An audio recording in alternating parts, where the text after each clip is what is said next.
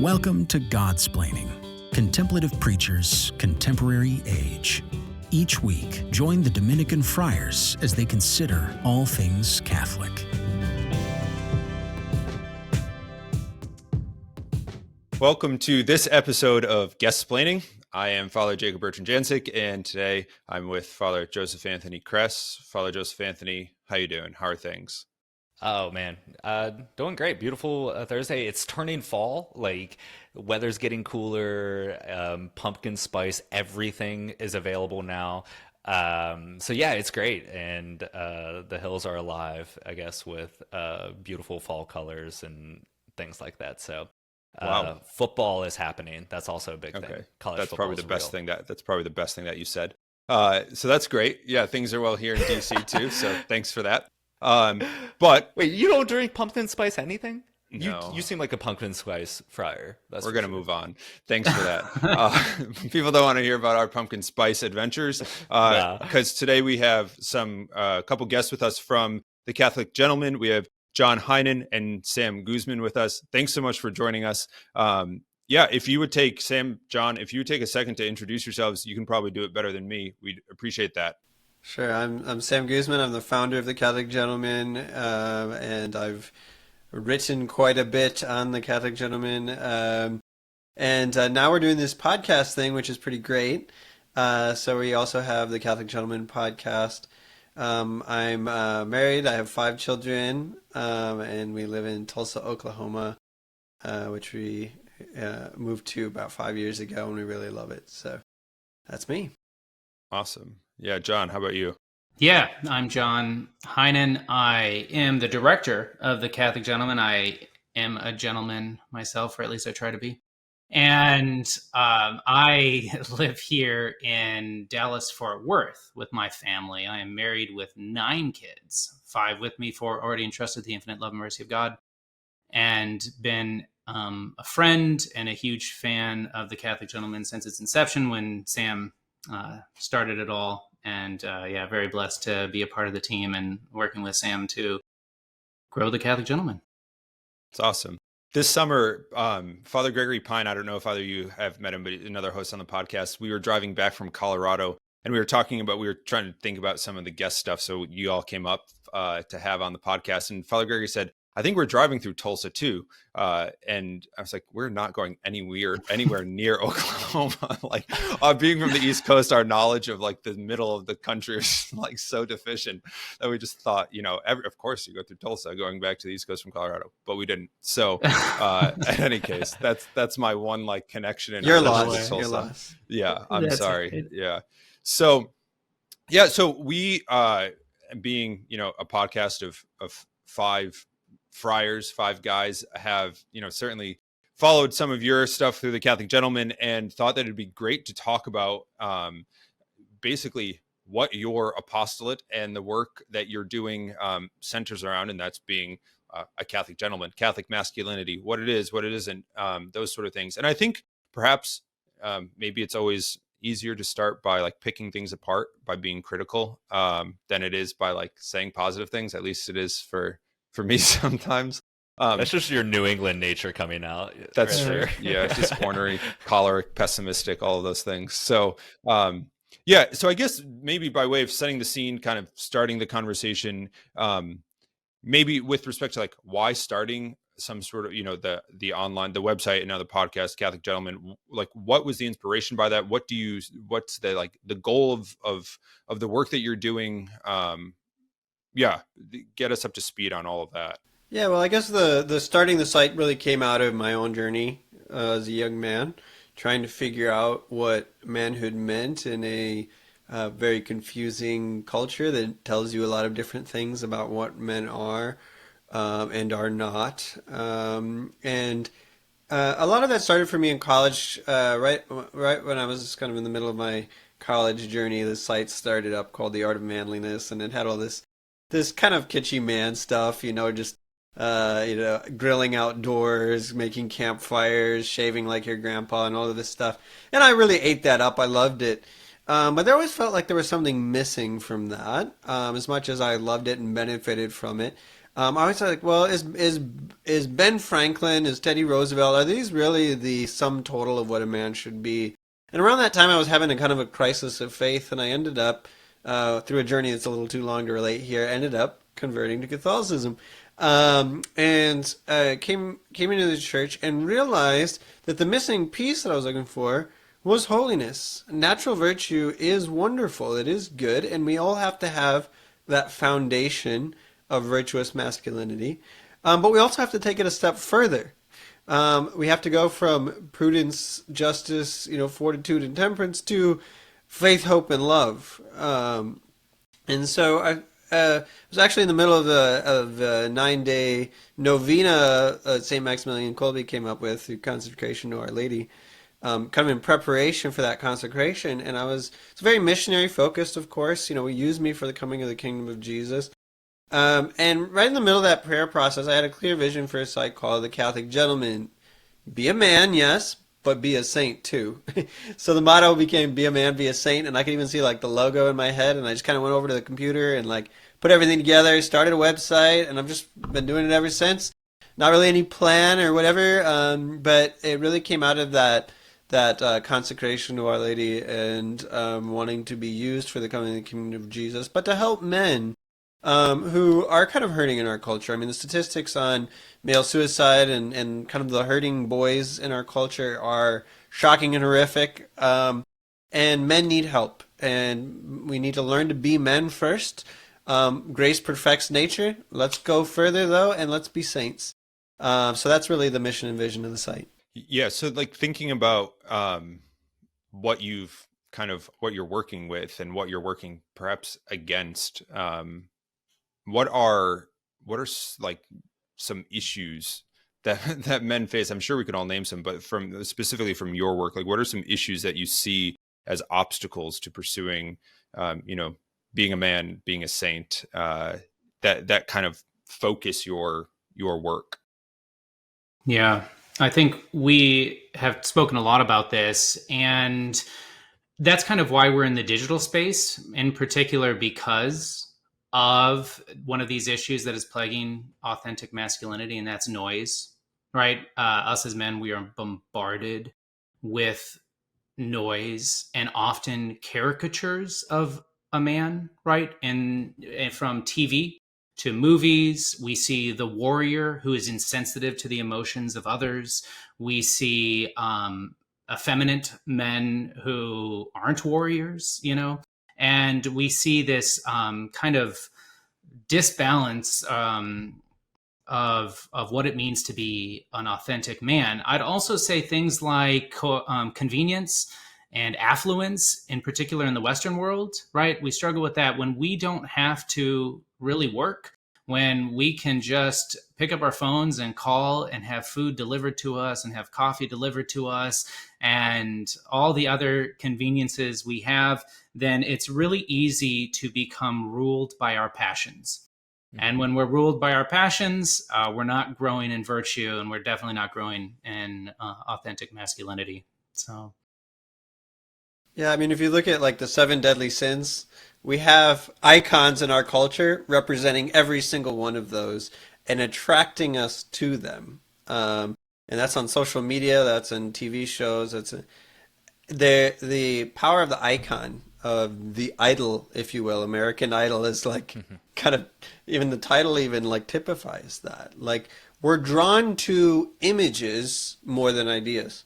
And so when a culture presents us with powerful, attractive images that can seduce us into kind of the 7 deadly sins, are held up as good, as images of what we should find attractive.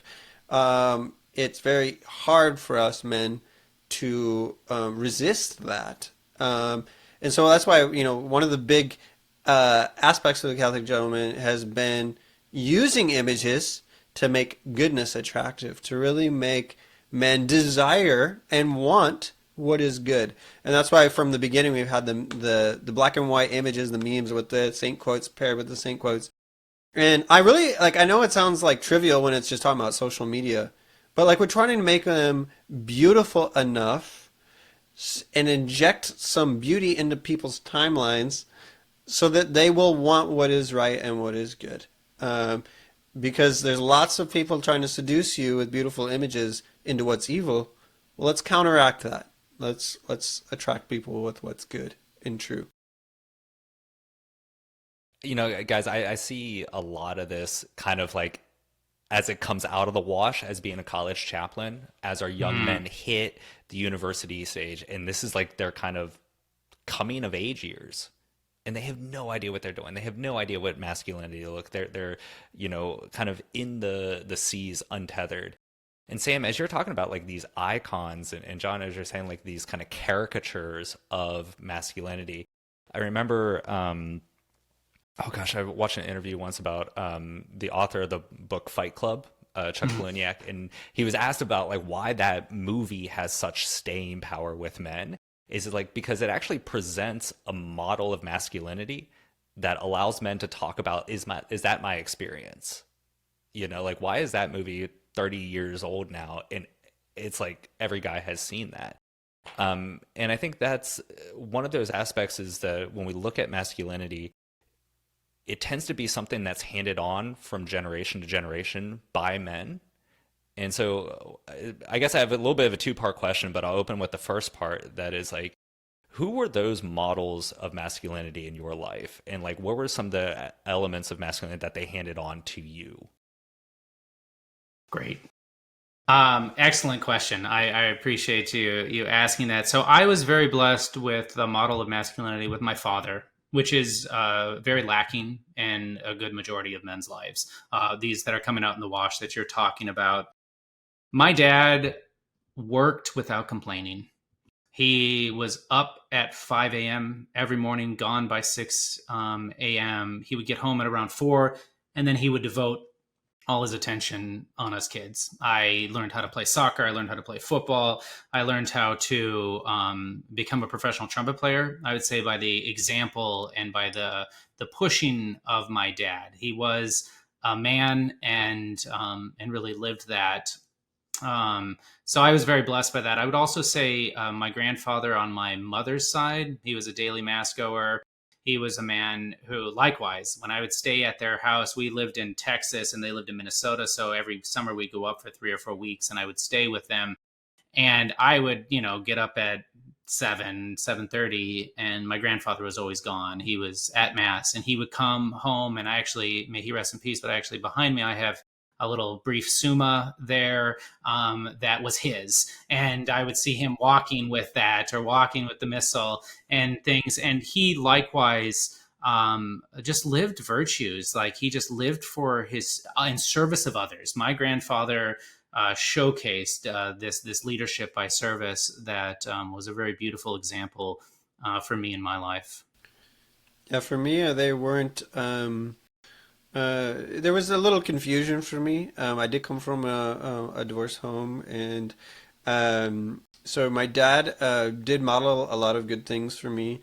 I think one thing that he gave me, which I think is maybe a little unexpected, but he taught me that like men can like art and beautiful things and creativity and that kind of thing. Like a lot of people just think, well, like if you're into like poetry or like, you admire a good painting or something like that, like, well, that you're just not manly enough. You need to be out there like, hunting bears or something.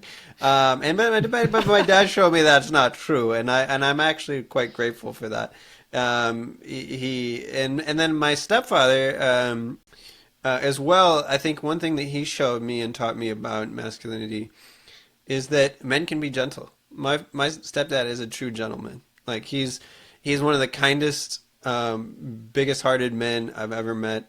He will listen to someone with complete attention and care, and like just a classic gentleman who is also truly puts the gentle in gentleman. Like, and he treated us as his own kids from the minute that he entered our life, and spent hours playing with us and just investing in us, and was patient and kind with us, and like that was huge for me. That's exactly what I needed, and to So they were the kind of two different models, but they both gave me something that helped me become, in my mind, a gentleman, a well-rounded man, which I think all gentlemen should aspire to.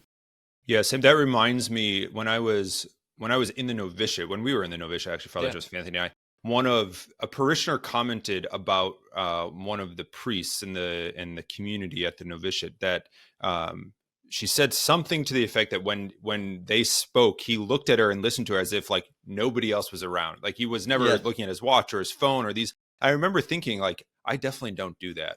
I don't do that at all. And I still do, but I remember that being very striking of just being attentive, but not in a sort of, not in the kind of, oh, he's a good listener. He's soft, he's sensitive. He's, but in a real kind of masculine way that like takes people seriously and looks at people seriously. And that really pierces, beyond just a sort of, interaction or that kind of thing. That struck me. So when you were saying that, it reminded me of the same.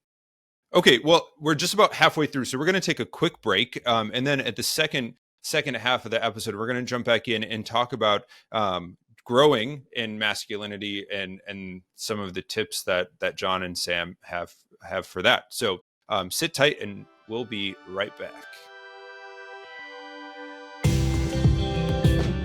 You are listening to Godsplaining.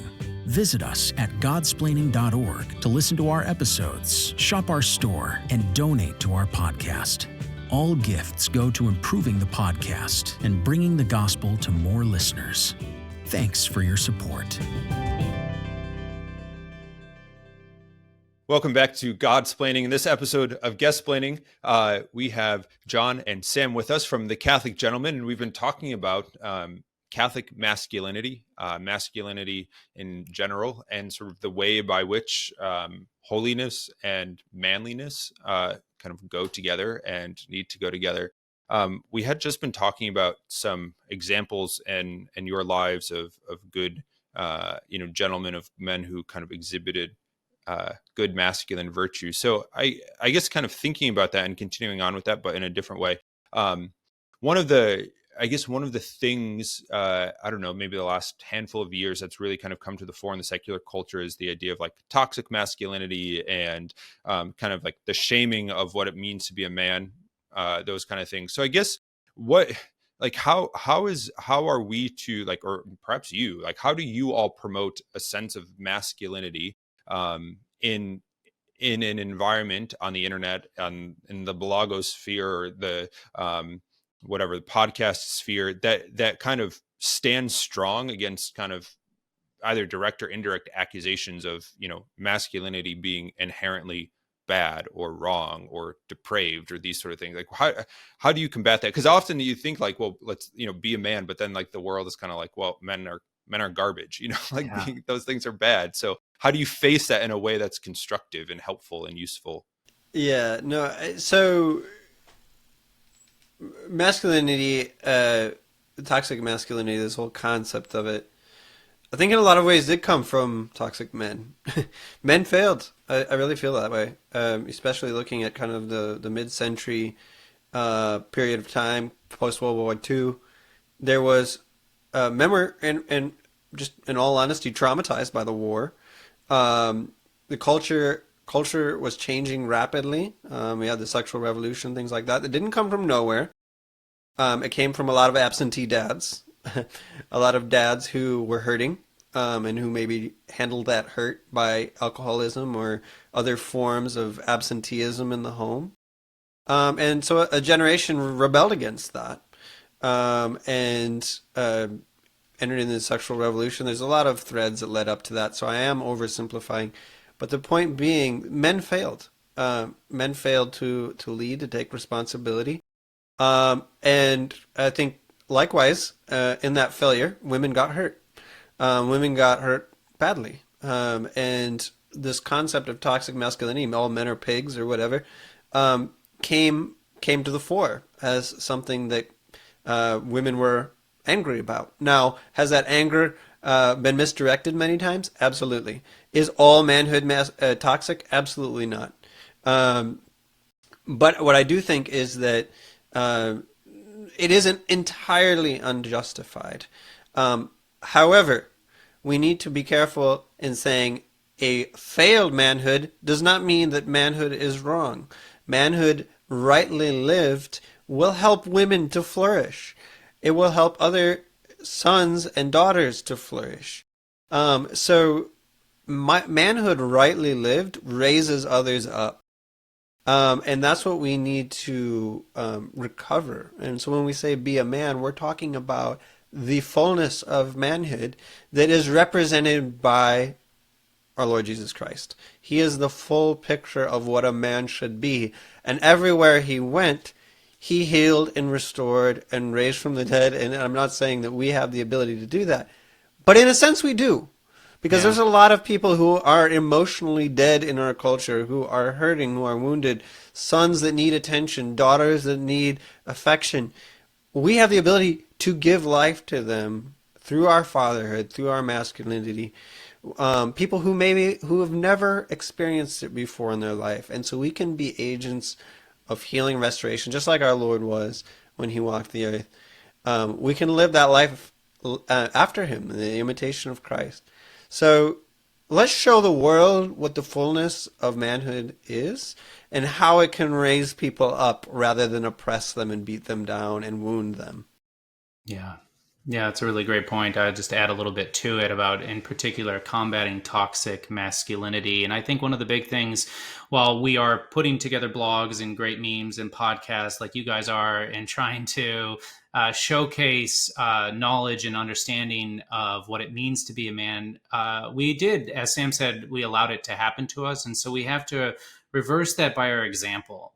And I think that's something that's really important, and why, seeing guys like you on podcast, or, Father Gregory Pine, I know he's connected with the Pints of Aquinas and things like that. There is this joy that you guys bring to the table. And that's so important to show that there is purpose, meaning, happiness, and joy in living your life as an authentic man, right? Because if we are competing against these characters of men, but we are not showcasing that example, we're not working on ourselves to show that joy and that happiness, it's not compelling. It's not something that people are going to be leaning themselves towards and desiring for themselves. When we talk about these caricatures, right? Yeah. In kind of the authentic presentation of masculinity, in imitation of Jesus, but incarnate in our own humanity. I would say, let's take one of these characters, the warrior, kind of dispassionate or had zero emotional. How do you counteract that? How would you encourage other men to still lean into their masculinity, but to counteract that caricature? Well, for me, one of the keys to this is Marian devotion. She teaches us to be men of compassion, men of gentleness, men who respect femininity, and men who, and I don't mean this in the wrong way, but who can embody some of those virtues that she represents. So, for example, everybody loves pictures of a tough, burly cop or a soldier, being kind and gentle to a child. Everybody just intuitively finds that awesome. And it's hard to pinpoint why, but it's strength under control. It's strength that knows how to be gentle. Mary teaches us how to do that. St. Maximilian Kolbe, one of my favorite saints, he to me typifies this.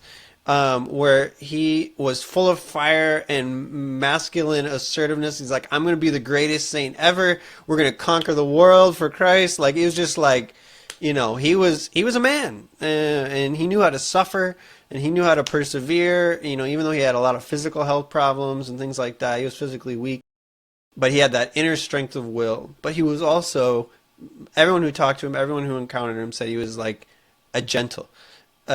Just so kind, so gentle, so merciful. They said, one of the friars that lived with him said he was almost like a mother. He was like a mother and a father. And I was like, what a beautiful picture, though, of a complete, well-rounded manhood. Yeah. that can be strong when it needs to be strong and fight the enemy, and can also be gentle. And that's what Christ was. He could stand up and confront the Pharisees. He could stand before the representative of Caesar and, say a few things that ruffled their feathers. And yet he also knew how to be gentle to children and to the weak and to the broken. He rushed towards them rather than away from them. Mm-hmm. And I think to us, that's what we can all aspire to as men. But the Virgin Mary teaches us how to do that. So learn to love our mother, and she'll teach you how to be a gentleman. Amen. Yeah. So I guess we have a handful of minutes left, but one of the things that I wanted to ask about before our time runs out is like, what ways or what things do you recommend for men who are looking at, like the state of masculinity, perhaps the state of their own life, like maybe not having the best examples of masculinity, but like, what do you recommend generally as like ways by which to grasp onto like good masculinity and grow in the virtues of what it means to be a man? Obviously, we're just talking about Our Lady, which is, I was going to say spot on, as if you need like my affirmation of what you said and like of Our Lady. But approved. Approved. I say it's good. It's good. But what are some like ways by which you've seen or things that are helpful for guys to like capture what you're talking about, or to begin to capture what you're talking about for themselves? Yeah, I think there's a lot, and I appreciate, it's hard to just pick one, but growth in virtue, you kind of were suggesting it right there, is so important, right? We have to understand that unless we understand what the virtues are, unless we take a moment to figure out, oh my goodness, there's a thing called virtues that counteract the passions and pleasures of my life, starting there. And then once we understand what those virtues are, what are the myriad of ways that the church has given us to grow in those virtues, right? And those virtues are those, habit-forming practices and disciplines that help us control or order, our intellect and our will to that which is good at all times. And I think we see these things like Exodus 90 coming up and things like that, which are giving a really good, asceticism, right? Where why were hair shirts a thing? Why do people fast? Why do these sort of things? And then practicing them yourselves, because if you can control your passions and little things like fasting, then it's going to be easier to control them when you don't have that. The temptation is so strong, right? And it's right in front of you, and other people are doing it, right? I'd also say good fraternity of men, right? If you are trying to live on an island and you don't have that community to talk through these things with, I know when Sam and I get together in person, it's just so incredibly edifying to me because of the conversations that we're able to have outside of shooting multiple podcasts, And then I would say it's so important to find a fraternity of men that you can really grow in virtues with, because they can keep you accountable. They can take a different approach to you. They can remind you, that we're not saints yet. Scrupulosity often can set in for certain people. And so I think those are two things. And then of course, prayer, right? I don't want to ignore that, and the importance of prayer in our own personal lives, right? Uniformity with God's will is something that's huge to me. So like I said, there's a lot of things, but those are just a few that come right off in my mind. So. Yeah, for me, I would say know yourself. Guys are bad at introspection. Women find it much easier to turn inside. But know yourself. Know your weaknesses. Know your strengths. You probably have some. But know your weaknesses too. And then find models that can typify that for you and inspire your will to move towards what is good. So, for example, let's say you really struggle with self-discipline. But you're a really kind and gentle person, but you really struggle with self-discipline. Okay, well then it might not be a bad idea to turn to somebody like, Jocko Willink or something like that, where they're like, discipline equals freedom, and he can inspire you to round out that aspect of your personality that's deficient. But maybe you're a very disciplined, aggressive, will-oriented man, and you get things done, but you often mow over people. Okay. Well, then find maybe a gentle saint, or maybe round out yourself by reading some poetry or something like develop other aspects of your person. But it all starts with knowing yourself, knowing what you're good at, but also knowing what you're not and where you need to grow. And then find models, icons.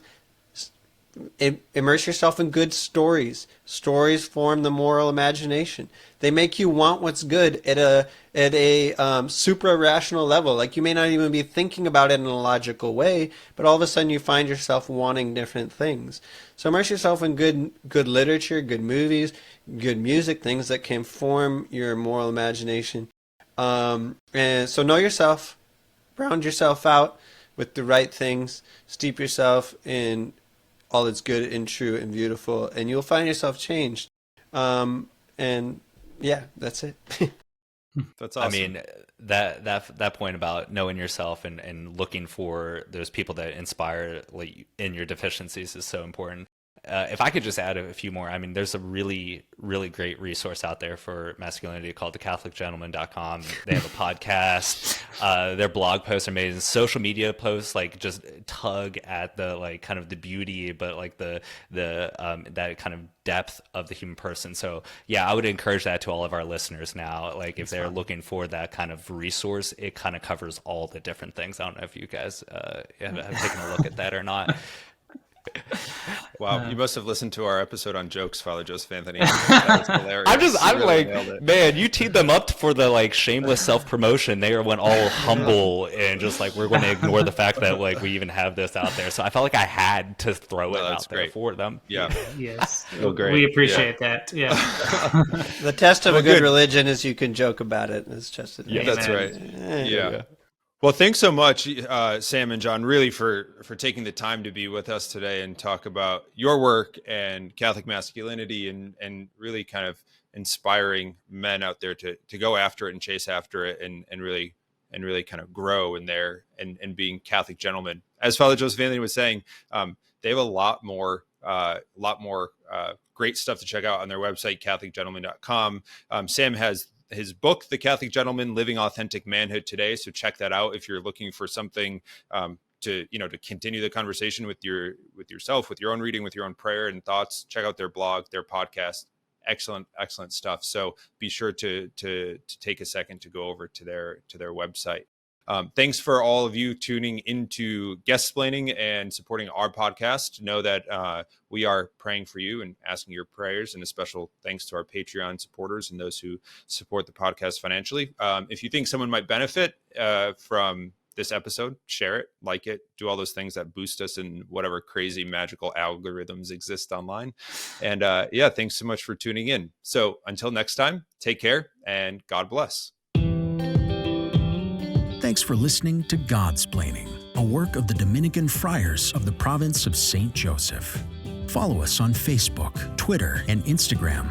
Leave a review on your podcast app and visit us at godsplaining.org.